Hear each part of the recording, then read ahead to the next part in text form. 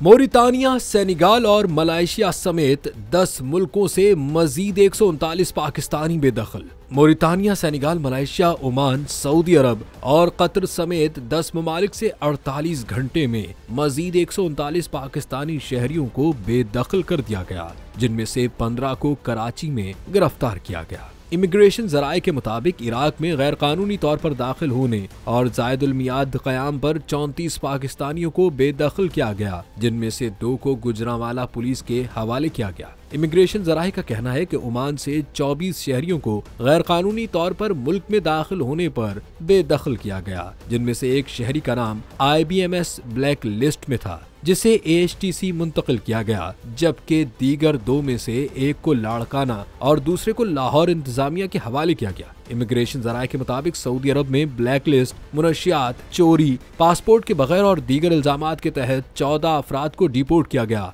इंसानी स्मगलिंग का शिकार होने से बचाए गए 3 अफराद को मोरितानिया और 2 को सेनेगल से डिपोर्ट किया गया, जिन्हें AHTC ने हिरासत में ले लिया।